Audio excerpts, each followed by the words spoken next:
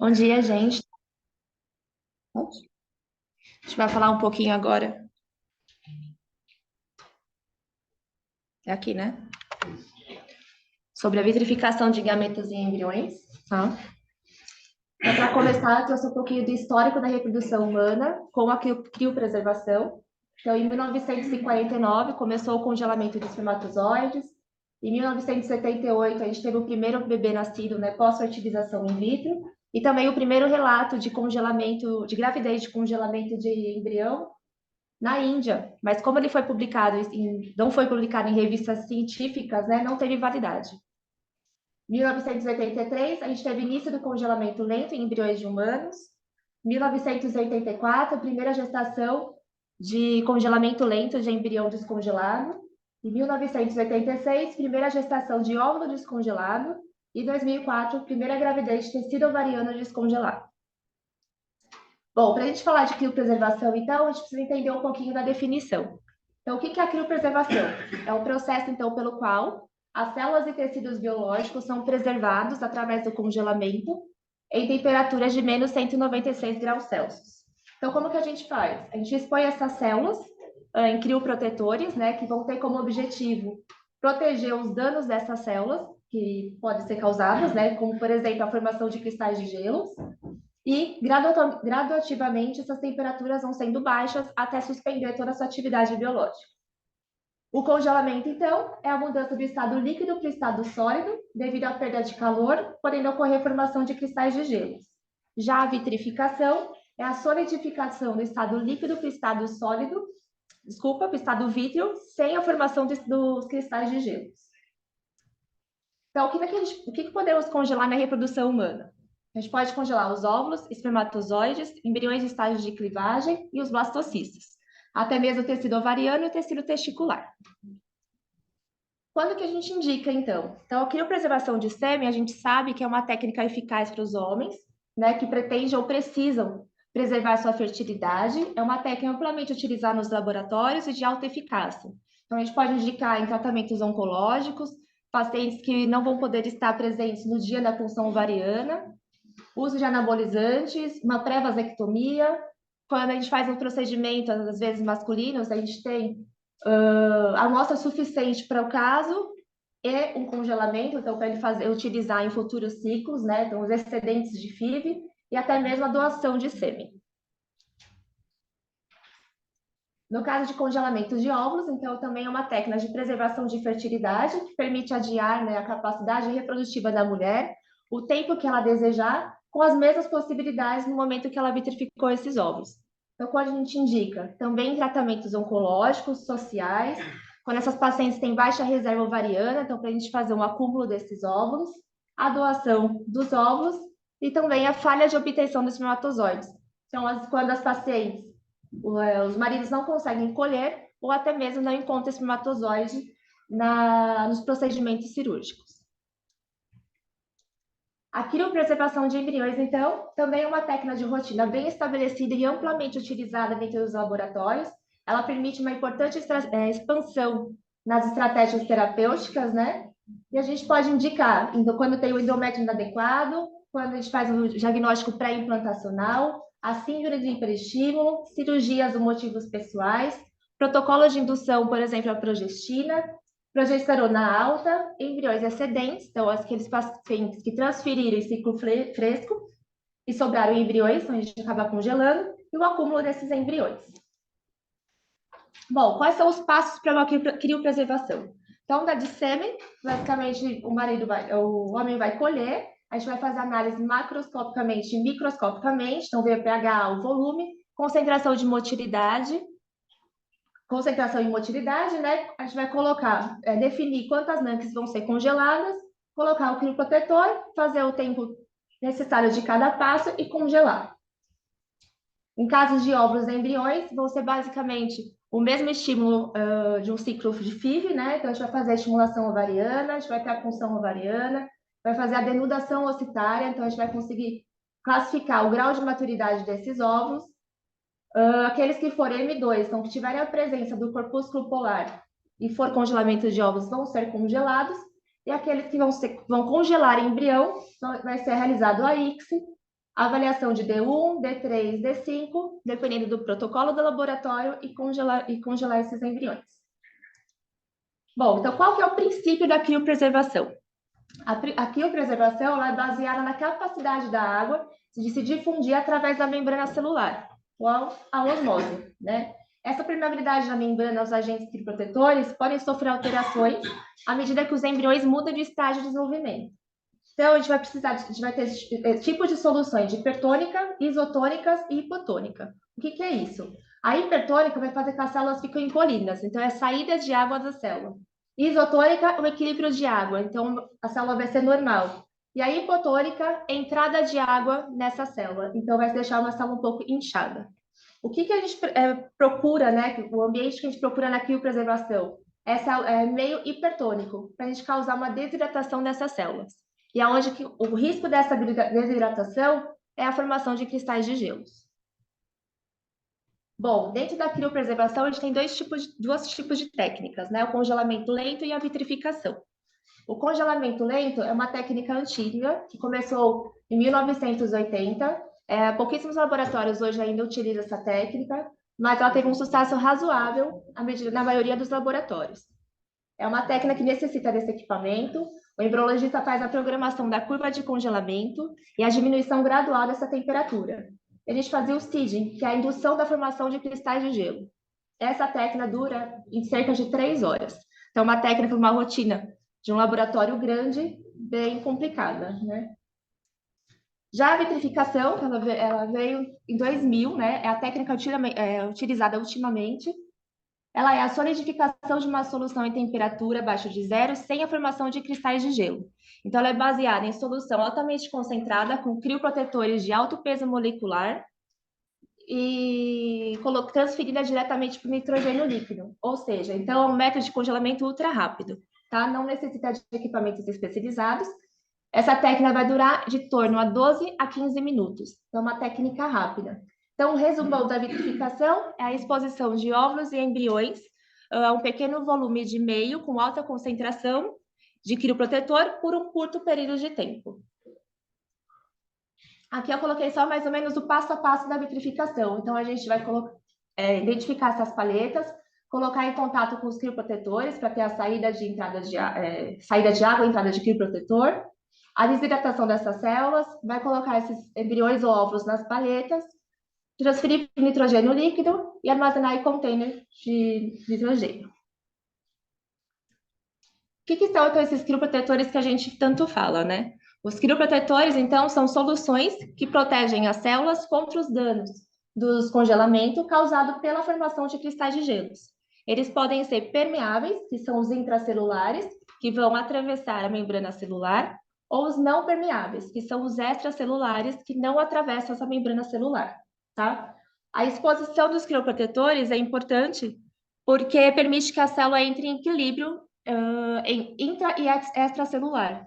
E esse tempo de exposição dos crioprotetores é fundamental seguir corretamente para a gente não causar uma toxicidade nessa célula. Os protocolos dos crioprotetores são bem estabelecidos e testados. Qual o desafio da criopreservação, então? É achar a zona intermediária da temperatura que uma célula deve atravessar durante as duas vezes, né? Durante a sua vitrificação e sua desvitrificação. Quais são esses fatores? É a lesão, que pode lesionar essa célula, né? É a lesão por estresse osmótico, né? O próprio choque osmótico e a lesão por formações de cristais de gelos. Então, aqui eu trouxe o que acontece com as células. Então, quando a gente tem uma curva muito lenta, a gente acaba desidratando demais essa célula, então acaba prejudicando. Quando a gente tem uma curva, essa do meio, a curva é ideal. Então, a gente tem uma desidratação ideal, uma célula ok. Quando a curva é muito rápida, a gente não tem a desidratação necessária e acaba formando a formação de cristais de gelo. E a taxa de resfriamento, né? A taxa de resfriamento é a zona de temperatura com alto risco de formação de cristais de gelo. Então, quanto mais rápido a gente passar por esse intervalo, menor a chance de formação de cristais de gelo. Como o embriologista faz isso? Colocando pouco volume na palheta, né? E contato com o nitrogênio líquido. Aqui eu trouxe um pouquinho os tipos de palhetas, né? Então, a gente tem palhetas de sistema aberto e sistema fechado. O sistema aberto é o contato direto com a amostra com nitrogênio líquido. Então, tem uma alta taxa de resfriamento. Como que a gente faz? A gente coloca os embriões e óvulos nessa parte dessa haste, transfere para o nitrogênio líquido e no nitrogênio a gente fecha essa paleta. Já no sistema fechado, a gente evita o contato direto da amostra com nitrogênio líquido. Então, a gente vai colocar os óvulos e embriões nessa parte, colocar dentro dessa capinha, selar essa paleta e aí sim colocar no nitrogênio líquido.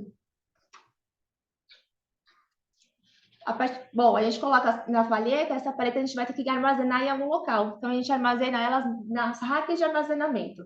Elas podem ser tanto plásticas como metálicas, tá? A gente vai identificar essas paletas, essas racks com o nome completo da paciente, com a data do procedimento, com o prontuário, para sempre manter a rastreabilidade no material e colocar todas essas informações no sistema. Como que a gente faz aqui no Ideia Fértil? Então, aqui é o exemplo da etiqueta que a gente usa, tá? Então, essa etiqueta, ela vai ter prontuário, o ciclo dessa paciente, o nome da paciente, o dia que a gente fez, aqui se é óvulo, se é embrião, se é blastocisto, e o número dessa paleta. Essa é a folhinha que geralmente vocês encontram na transferência, né? A gente vai ter uma de óvulo e uma de embrião. Então, vamos sempre colocar a etiqueta da paciente, o container que ela está localizada, a caçapa, se a raca é metálica, se a raca é plástica, quantos embriões são por paletas, né? Quem que foi o responsável por esse congelamento e quem fez a dupla checagem. Lembrando que todos os nossos procedimentos são realizados dupla checagem. Fazendo tudo isso, a gente coloca todas essas informações no sistema. Então, que dia que é o embrião, onde ele está localizado e quantos embriões estão congelados e quantos ainda restam. Como qualquer técnica, né? Quais são os impactos da criopreservação? Os fatores podem ser intrínsecos, que é a própria propriedade criobiológica da membrana celular, em diferentes estágios de desenvolvimento, como sua capacidade de lidar com o estresse osmótico durante a vitrificação e a desvitrificação, que é a permeabilidade dos crioprotetores. E os fatores extrínsecos, que é relacionado à prática técnica. Aí eu trouxe um pouquinho dos protocolos aqui do Ideia Fértil, pelo menos na unidade ABC, né? Então, congelamento de sêmen. O paciente colhe em média 3 amostras de sêmen, né? A gente vai verificar, como eu falei, a qualidade e o volume dessa amostra, vai decidir a quantidade dessas NANCs, colocar o crioprotetor e vai fazer um processo de geladeira, freeze e vapor de nitrogênio. Essa técnica dura de torno de 1 hora e ela tem uma boa taxa de sobrevivência. E aqui está passando o vídeo já como a gente faz. E armazena tudo no nitrogênio líquido também. Na vitrificação de ovos, a gente vai fazer a punção ovariana, a denudação após a punção folicular, classificar o grau da maturidade e vamos congelar de 1 a 3 óvulos por paleta. E aqui é uma imagem de como a gente deixa esses óvulos congelados. Em D3, a gente vai congelar em casos que a paciente só tenha até 2 embriões. Acima de 3 embriões, a gente leva para o estágio de blastocisto e sempre vai estar congelado 1 ou 2 embriões por paleta. Quando a gente realiza o pool para PGTA, a gente pode congelar até 3 embriões por paleta, lembrando que a gente vai descongelar todo mundo e levar para blastocisto. D5, D6 ou D7, sempre os primeiros embriões de primeira e segunda paleta vai ser congelado 1 embrião por paleta. A partir da terceira paleta, são 2 embriões por paleta. E biópsia embrionária, sempre 1 embrião por paleta, para a gente manter a rastreabilidade desse embrião. Bom, a partir do momento que a gente congelou, algum momento a gente vai ter que desvitrificar, né? O que é essa desvitrificação? Então, é a remoção gradual dos crioprotetores. Então, é o desenvolvimento reativado, o aumento gradual da temperatura e a reidratação.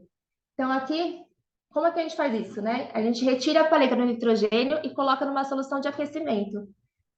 E a partir dessa solução de aquecimento, a gente vai colocando, passando, né, por gotas que vai aumentando essa temperatura. Então, aqui, por exemplo, aqui é quando geralmente, quando a gente descongela os embriões, eles estão colapsados. Por isso que a gente espera a expansão desses embriões para uma transferência. E por curiosidade, eu trouxe só essa fotinho de como a gente procura, quando a gente coloca os óvulos numa solução de aquecimento, como eles ficam, ó, translúcidos, transparente. E, ao passar por essas soluções, eles vão voltando ao seu aspecto. Qual que é a taxa de sobrevivência dessas técnicas, né? De acordo com os consensos, o que a gente espera de vitrificação de óvulo é uma taxa mínima de 75% e uma taxa com melhores expectativas de 85%. Em caso de doadoras e pacientes com menos de 30 anos, é esperada uma taxa de 95%. Já em questão de blastocisto, é esperada uma taxa mínima de 90% e uma de alta expectativa 99%. Como que a gente vê essa taxa de sobrevivência, né? O óvulo ele é uma célula única com grande volume, é susceptível à formação de cristais de gelos, tem alto teor de água e uma baixa coeficiente de permeabilidade de membrana plasmática.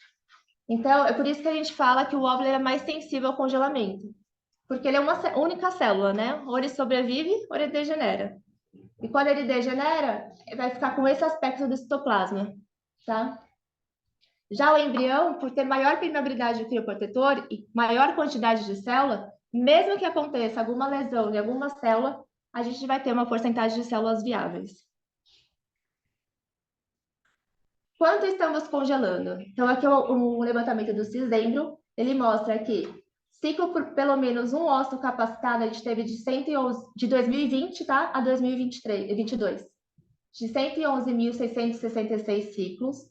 Quando a gente fala de criopreservação, foi um total de quase 30 mil ciclos.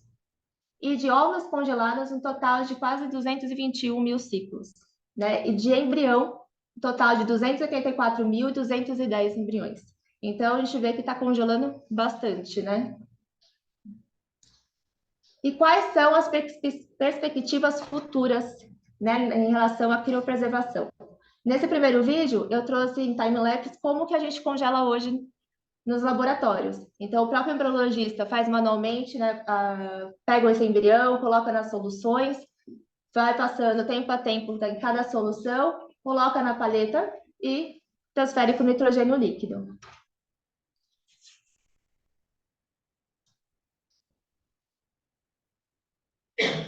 Já esse outro é um equipamento de automação de vitrificação, é a GAVI, tá? Então, a gente vai usar esses materiais, essas soluções, colocar tudo no equipamento, o embriologista vai selecionar o que ele deseja congelar, né? A célula que deseja congelar, coloca no equipamento, seleciona que tipo de célula, então se é óvulo, embrião ou blastocisto, e o próprio equipamento vai fazendo essa troca de soluções.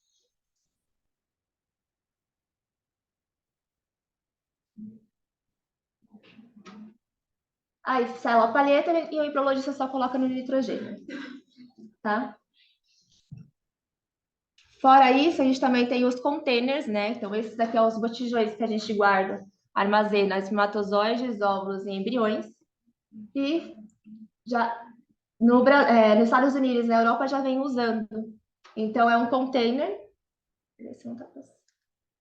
onde tem QR Code, código de barras, a paciente, ela abaixa esse um aplicativo.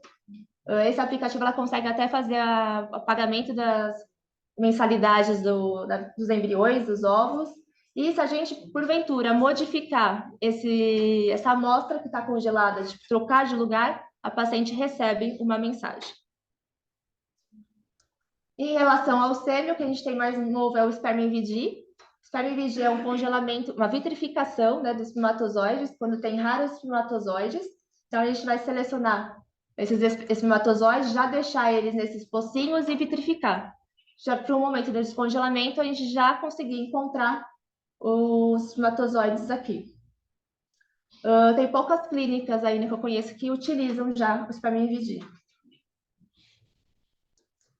Então, como uma conclusão, a gente vê que a vitrificação, né, é uma técnica eficaz e segura, bem amplamente sendo utilizada, né? Os protocolos estão bem estabelecidos. A gente vê que tem um número de crescimento de congelamentos, né, ao passar dos anos, diversos nascidos vivos reportados em todo o mundo, e que diversos fatores contribuem para a eficácia de uma criopreservação, né? Então, como a espécie, o protocolo de preservação, a qualidade e o desenvolvimento embrionário. Obrigada.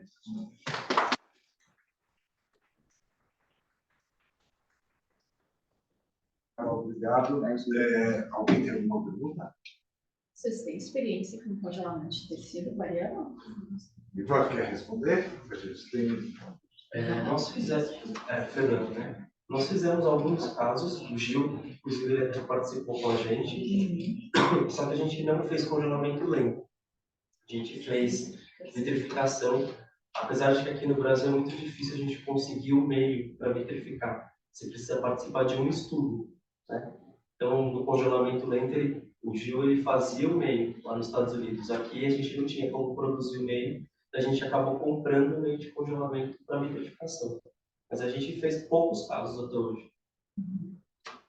E ainda sem descongelamento. Tem uma delas que a gente vai fazer agora, está sendo programado para fazer o transplante total tecido ovariano. Mais alguma coisa? Bom, queria agradecer a Brigitte. Eu queria fazer uma lembrança, que é o seguinte. Quando você falou que está sendo terminado o laboratório, mas as amostras elas estão sendo enviadas para os Estados Unidos, o processo está todo funcionando adequadamente. Não é porque ainda não terminou a base aqui do Brasil, que as amostras não estão sendo mandadas. Tá? Obrigado pela presença de vocês. E a gente vai fazer uma reunião administrativa, a gente tem um cafezinho ali. Tem uma foto do pessoal da Progênese? Olha lá, gente, ó. Sempre uma foto. Sempre para o Instagram. Ele domina as nossas. Cadê o Emerson? Fugiu? Não, no café.